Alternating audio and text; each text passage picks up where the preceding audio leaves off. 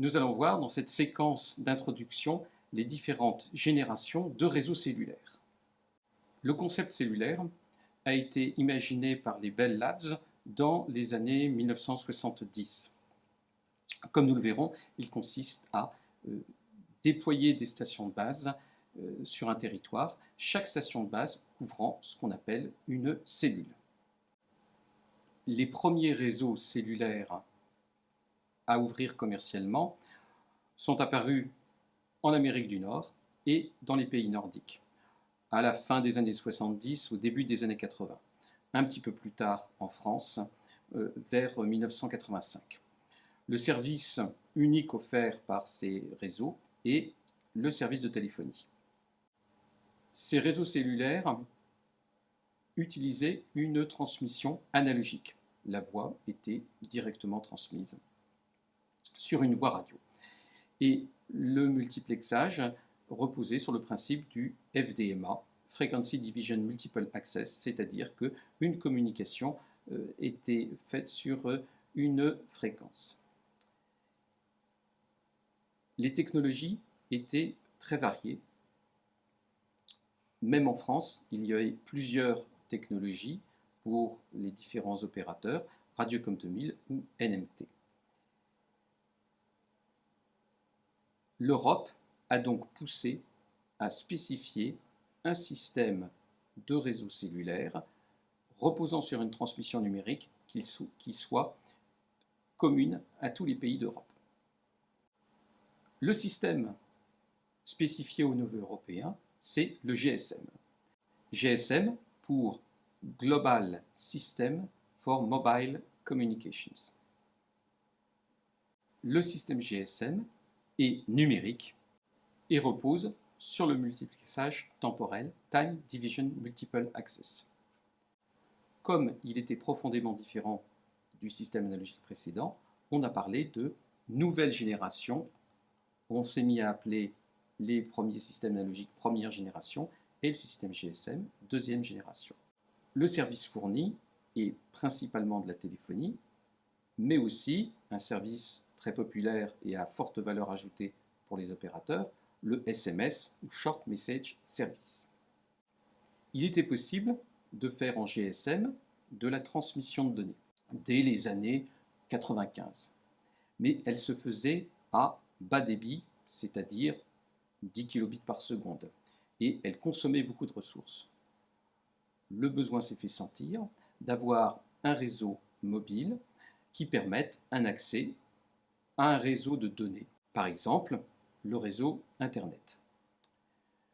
GPRS fournit un accès possible à tout réseau de données, d'où son nom, General Packet Radio Service.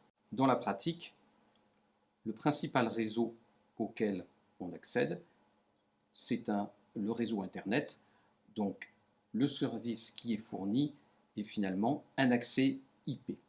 GPRS se distingue de GSM par l'accès paquet, c'est-à-dire qu'une ressource n'est réservée que quand il y a réellement transmission de données. Les débits fournis par GPRS étaient de l'ordre de quelques dizaines de kilobits par seconde, 20-30 kilobits par seconde ou plus. C'était perçu comme insuffisant et une évolution de GPRS a été spécifiée à la fin des années 90 pour augmenter les débits. Elle repose sur une nouvelle modulation et s'appelle EDGE pour Enhanced Data Rate for the Global Evolution. Ainsi, si vous voyez un petit E ou E+, sur votre téléphone portable, ça signifie qu'il fonctionne en Edge. Avec Edge, les débits tournent autour de 100 kilobits par seconde. Dans les débits qui sont indiqués dans ce tableau, il faut les prendre comme des débits moyens. Le débit dépend de la position du mobile par rapport au point d'accès au réseau. Il dépend aussi de la charge, puisque c'est un débit partagé. Donc, des débits différents peuvent être annoncés pour les technologies, il faut prendre ça comme l'ordre de grandeur et pas un débit précis garanti par l'opérateur. Dès les années 90, on avait conscience que les débits offerts par la technologie GSM, avec ses évolutions, seraient insuffisants. Un nouveau système a été spécifié sous l'impulsion de la Commission européenne pour disposer de débits plus importants. L'objectif était d'avoir un système universel qui convienne à la fois pour les réseaux locaux sans fil, qui soit un peu ce qu'on connaît avec le Wi-Fi, mais aussi qui puisse convenir pour la téléphonie sans fil, ce qu'on a avec DECT, DECT, d'où le nom de la technologie choisie par l'Europe, UMTS, Universal Mobile Telecommunication System. Contrairement à ce que son nom voudrait suggérer, cette technologie n'est pas universelle, puisque d'autres technologies sont par exemple utilisées en Amérique du Nord, le CDMA 2000. En revanche, la nouveauté qui est un peu commune à tous les systèmes de troisième génération est le type d'accès sur la voie radio. On va utiliser ce qu'on appelle l'étalement de spectre et le multiplexage par les codes, CDMA, Code Division Multiple Access. Les systèmes de troisième génération, dans leur version d'origine, permettent un débit de typiquement 1 mégabit par seconde. Ils ont été lancés au début des années 2000, entre 2000 et 2005. Avec le développement de l'Internet, il est vite apparu que le débit à 1 mégabit par seconde était insuffisant. Donc des évolutions de l'UMTS ont été menées et a été spécifiée une nouvelle modulation qui permet un débit plus important sur un système UMTS et qui aussi consiste à utiliser un accès paquet sur la voie radio. C'est ce qu'on appelle le HSDPA pour High Speed Downlink Packet Access. On voit aussi quelquefois le terme HSPA. C'est tout simplement qu'on ne parle pas uniquement du downlink, c'est-à-dire la transmission du réseau vers le terminal, mais des deux liaisons, terminal vers réseau et réseau vers terminal. Lorsque vous voyez H sur votre terminal, cela signifie qu'il fonctionne en HSDPA. Le débit offert par HSDPA est typiquement de 10 mégabits par seconde. Il y a des évolutions du HSDPA qui permettent d'avoir encore un débit plus important en permettant des transmissions simultanées. C'est ce qu'on appelle quelquefois HSDPA+, ou H+, sur les terminaux. On parle quelquefois de génération 3,75 ou 3,9, ou j'ai même vu 3,99. On n'est pas dans la 4e génération, mais on s'en approche d'un point de vue débit. Avec la généralisation de l'usage d'Internet, avec le développement des smartphones, avec le fait que des services de visionnage de vidéos sont très populaires, le besoin de débit important s'est encore fait sentir de façon plus pressante. Donc, aux alentours des années 2005, la décision a été prise de réfléchir sur des évolutions du réseau de 3e génération. Le nom du groupe de réflexion était LTE pour Long Term Evolution. En réalité, le système qui a été spécifié est complètement différent du système UMTS.